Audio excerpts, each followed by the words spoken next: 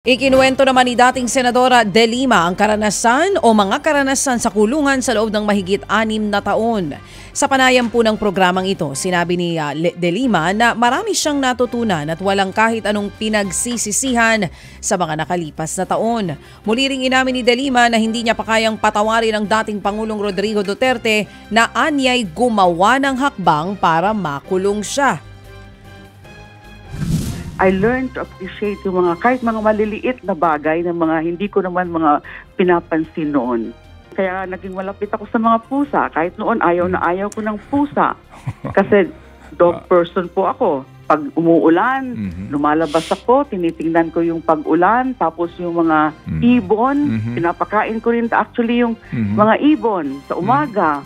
Hindi ko naman mga pinapansin yan noon. Ted Filon at DJ Chacha ngayon nasa Radyo 5 92.3 News FM Monday to Friday 6 to 10 a.m.